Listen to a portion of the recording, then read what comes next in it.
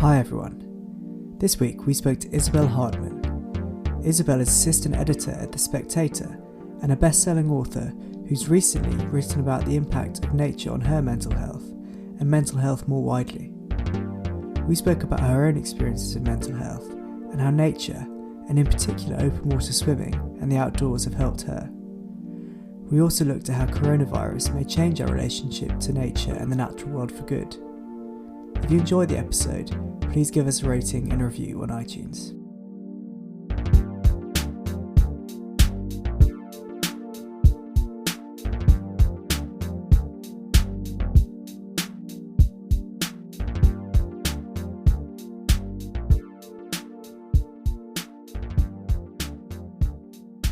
Hi Isabel, how are you? Hello, I'm fine, thank you. Thanks for having me on. So to start with, we always ask about what your kind of personal experience around mental health is. So I've had post-traumatic stress disorder for about 4 years now. Some bad things happened in my personal life, which I don't talk about in public, but they led to me developing depressive symptoms, very bad anxiety and paranoia. I started to have suicidal thoughts and eventually had a mental breakdown, which meant that I couldn't work for quite a few months. And I've really spent the past few years since then trying to get back on my feet mentally. And for me, there have been three things which have really helped. One has been taking antidepressants, which have really leveled my mood most of the time. Having therapy, which has helped me work through the bad things that happened to me and also develop healthy coping mechanisms and dealing with bad patterns of thinking. But finally, and I think most powerfully, being outdoors in nature has just given me a reason to keep living and has helped me to calm down so many times over the past few years. Yeah, something that I completely agree with. And was it specifically the combination of things that helped? So when I was at kind of lowest ebb, the antidepressants were the thing that kind of I was reluctant to take at the start, but they were the kind of things that helped me get out and do the stuff like exercise and playing cricket and golf and things like that. They kind of let me do that. Was it the same with you and the antidepressants, and then kind of allowing you to appreciate nature more? Yeah, I think the three things worked together, but similarly, yes. Without the antidepressants, I don't think I would have been able to control some of the sort of worst thoughts and also just the really debilitating low mood that I was having as well. So it's very hard for me to separate those three things. And people often say, oh, does it mean that you aren't depressed anymore because you're spending so much time in nature, or have you been able to give up your antidepressants? And no, actually, I'm on the strongest dose I've ever been on at the moment.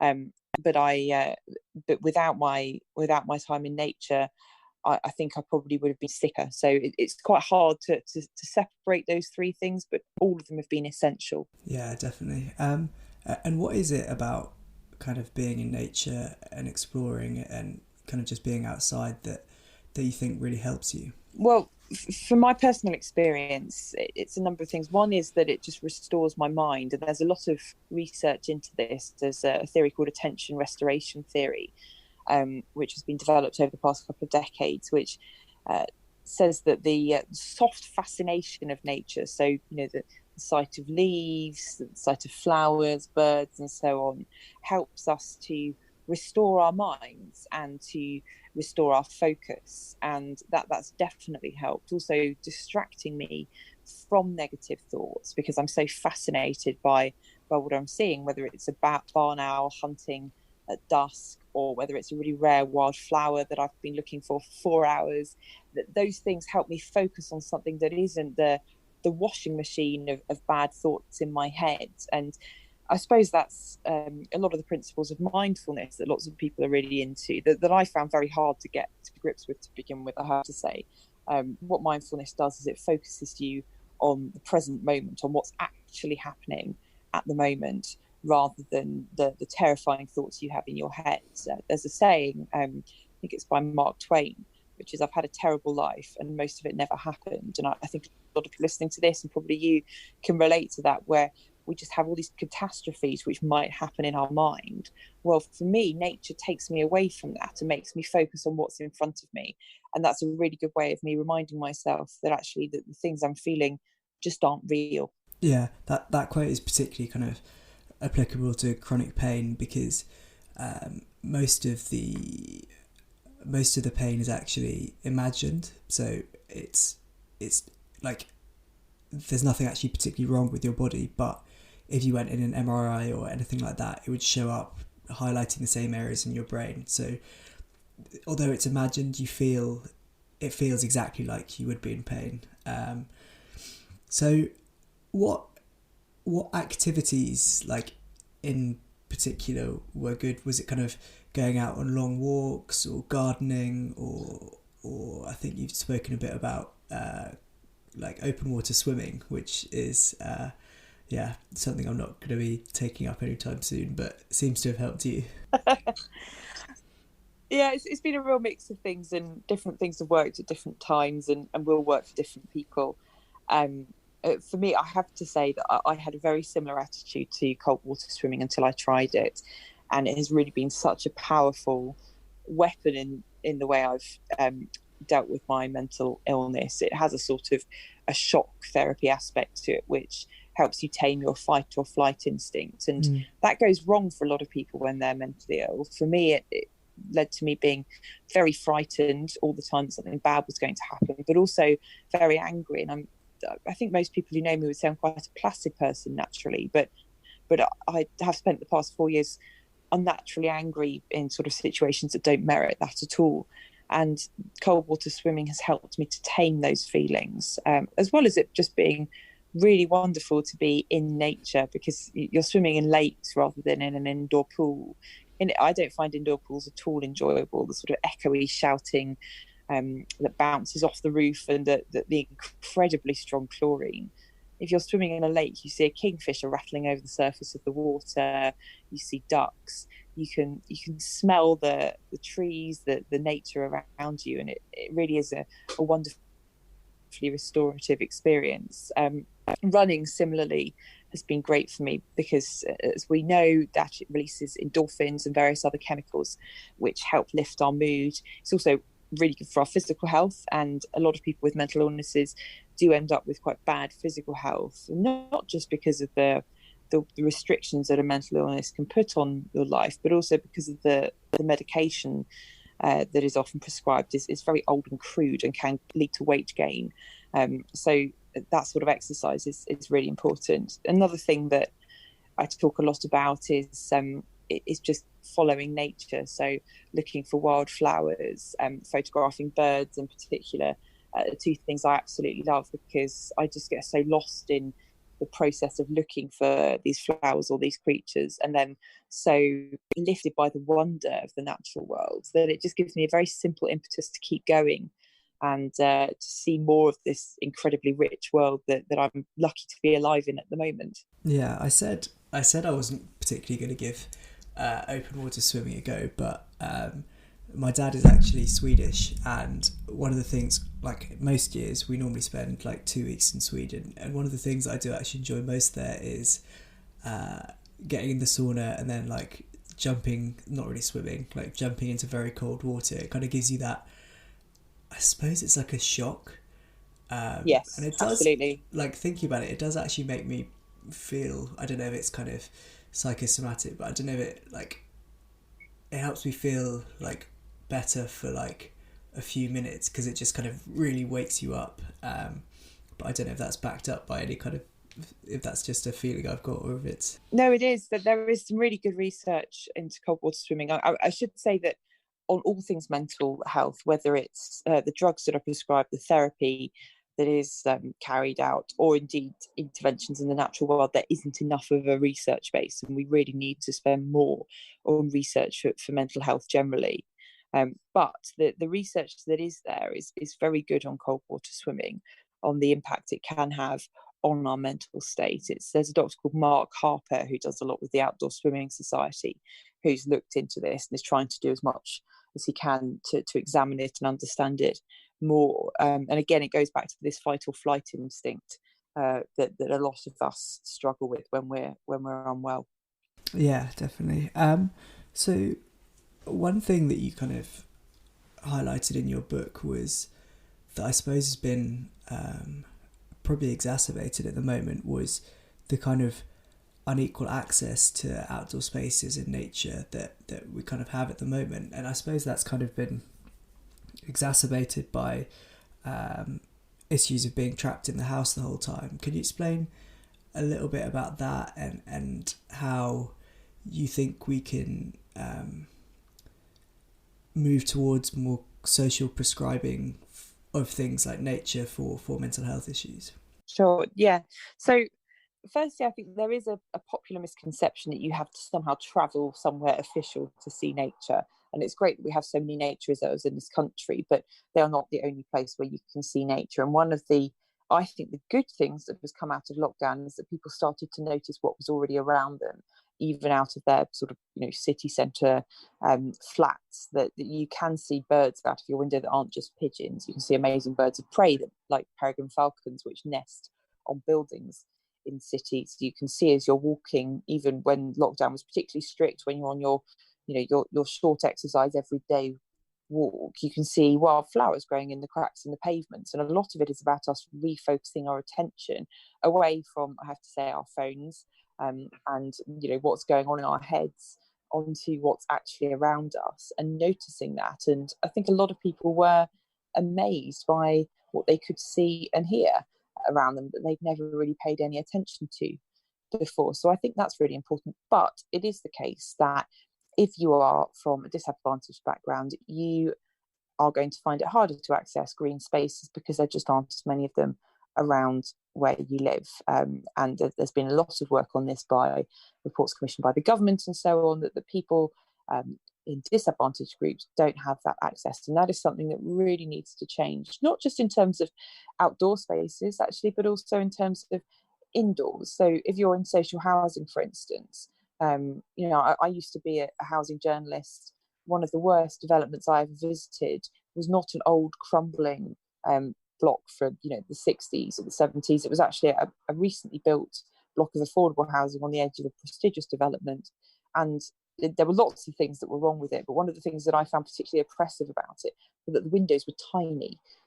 When glass is very expensive, windows are expensive, and so in affordable housing it tends to be smaller, even though natural light and views of the natural world are really good for our mental health, which is really important, particularly for people in social housing who are more likely to have mental health problems. So there is this vicious cycle that we're creating of people who are from disadvantaged backgrounds who are going to benefit more from access to nature, who can't access it as easily as those from the middle classes. And I am very middle class, and I don't shy away from that. But I think that it's deeply unfair that someone like me should find it easier to access the natural health service than somebody whose accident of birth has been different.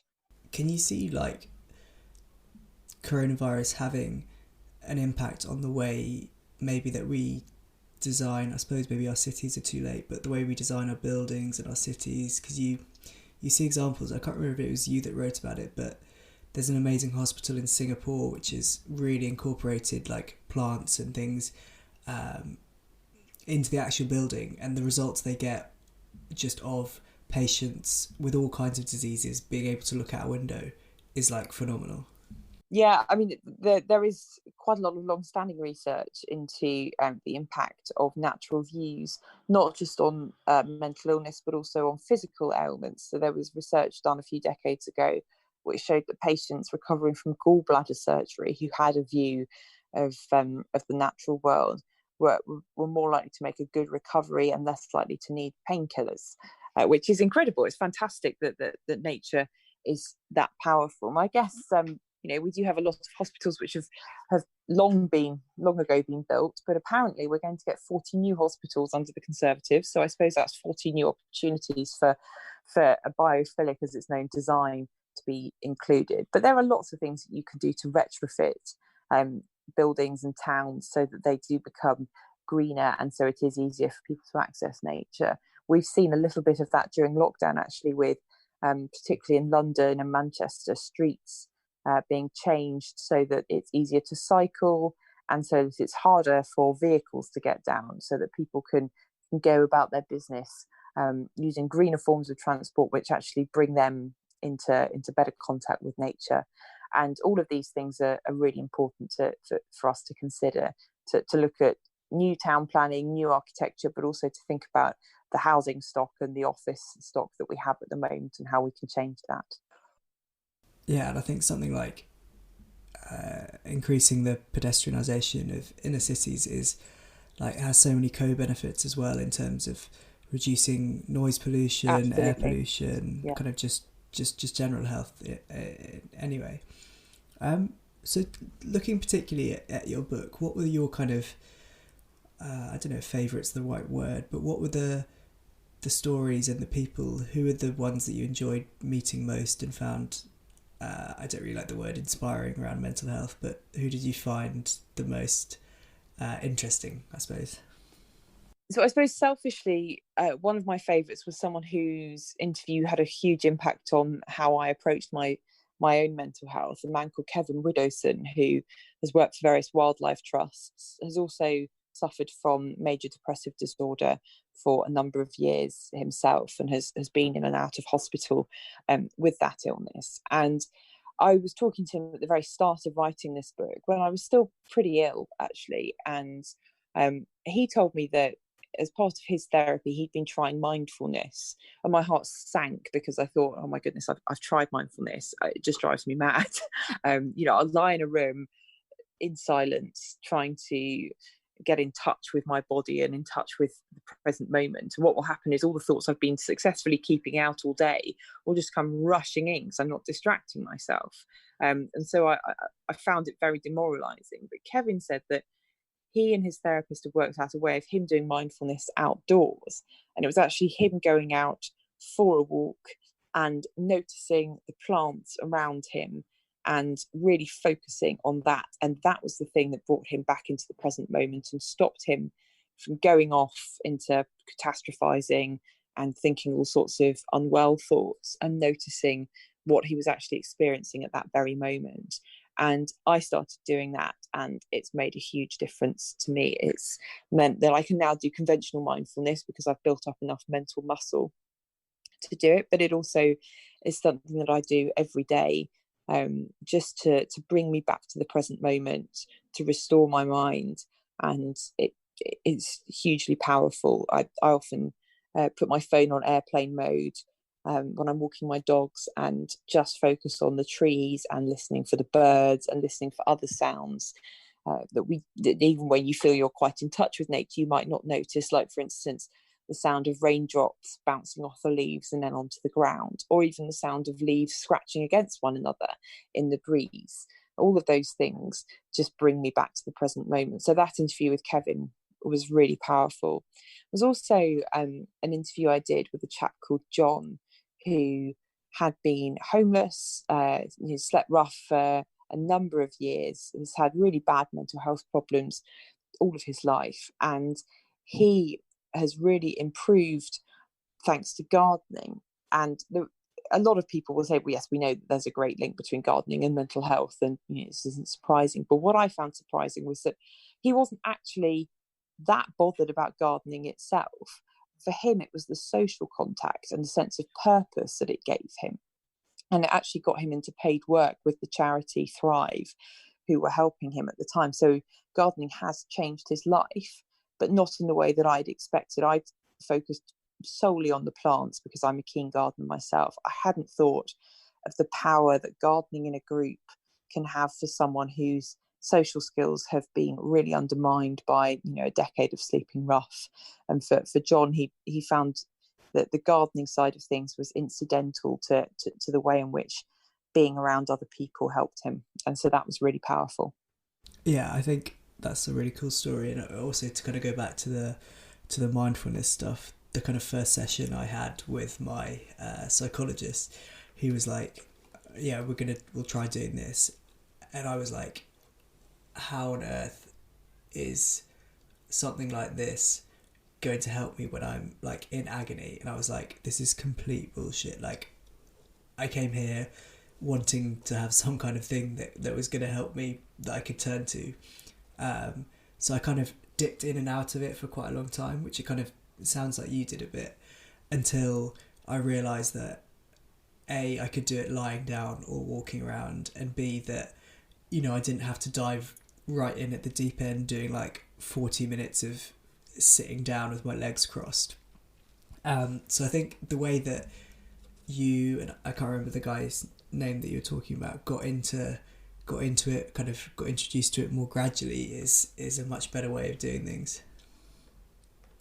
And another thing that I've seen you write about is how good your work were with you when you needed to take, periods of time off. Is that something that you think is pretty pervasive across all workplaces, or do you think there was something that they just got specifically right, and how can we, I suppose, implement that across a wider range of workspaces? Sure. Yeah, I think my experience is pretty uncommon, actually. I've been very, very lucky to have a very supportive employer. I was lucky that I've been working at The Spectator for a number of years. By this point, I was well established in my career. I'd won awards for being a political journalist by this point. And so if I'd got sick when I was a very junior member of staff, I would have been treated well by The Spectator too. But I think they really went above and beyond because they knew me, they trusted me, and they wanted me to carry on working for them. They saw me as an asset, and so I'll always be hugely grateful to my editor, Fraser Nelson, for the way that he managed my illness and my sick leave and my return to work. They did a phased return for me, and I've really changed a huge amount about the way I work, because unfortunately I haven't gone back to how I was before, and I do have to take time out, sometimes unexpectedly, as a result of my ongoing mental health problems, and The Spectator have worked around that. And I know that's not possible for all employers, but I think what The Spectator have done, which everyone can emulate, is think creatively about how to keep an employee and to see the things that they bring to the workplace as still existing, but that there need to be reasonable adjustments for that mental illness, so that person can carry on working. And I've now been The Spectator for 8 years, and I have absolutely no plans to go anywhere, because I love working for them, and I'm very grateful for the support they've given me. And I think it's made me a better employee because I've been so well looked after as well. I think things that employers could do to ensure that the general mental well-being of their employees, whether or not they have diagnosed mental health problems, is encourage them to get outside during the day. So don't have a workplace culture where you're all dropping crumbs into your keyboards at lunchtime, that actually going outside for a walk, having meetings outside. Even Fraser Nelson, my boss, often suggests we walk around St James's Park when we're having a meeting, rather than just sitting indoors.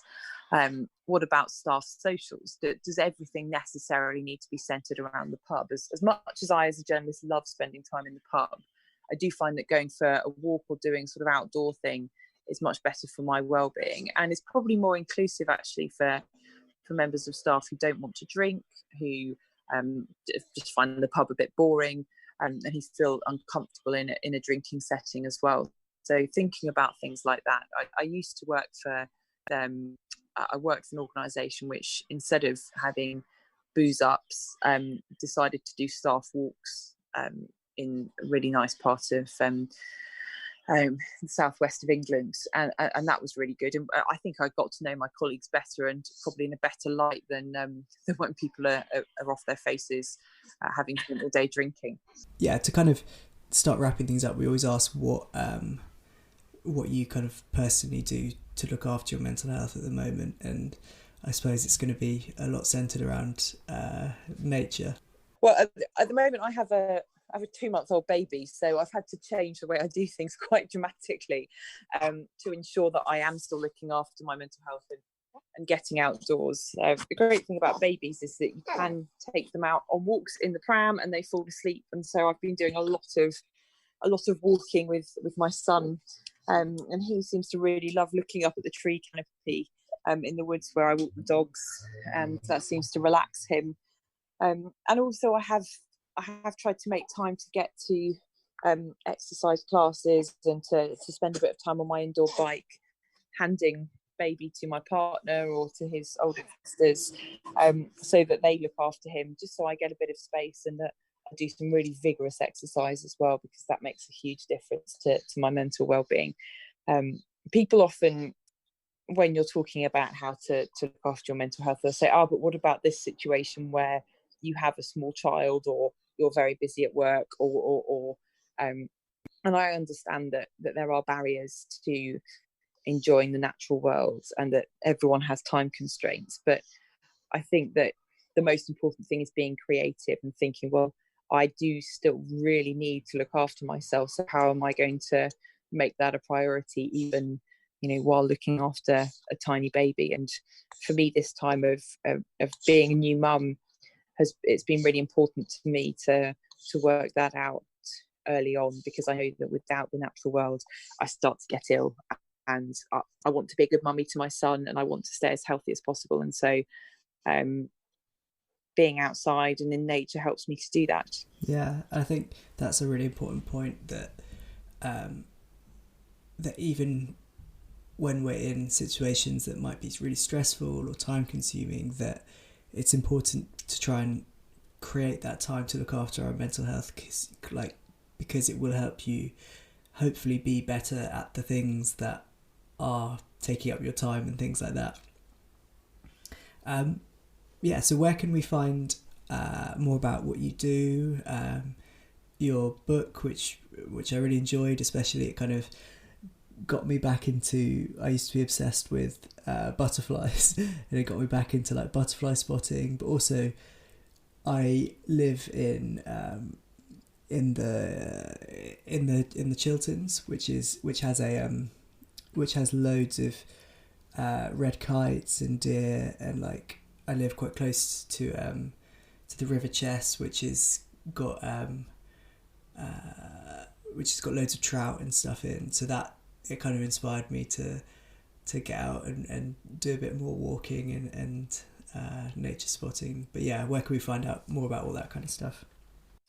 Well, obviously read my book, The Natural Health Service, and I think if you want to start getting more involved in nature and you don't really know where to start, then look at some of the big charities operating in this space. So Plant Life for Wildflowers, Butterfly Conservation, the RSPB, and so on. That they're all starting to get more and more into the mental health benefits of nature, not just because they know themselves from a lot of their own staff that being in nature is good for them, but there's also if we see nature as something that we benefit from, then nature benefits from us, because we're more likely to protect it. And obviously our natural world is under huge threat at the moment, and so the more people who need nature, the more nature will benefit from our protections. Brilliant. I think that's a really good place to leave it. Thank you so much as well. Great. No, thanks.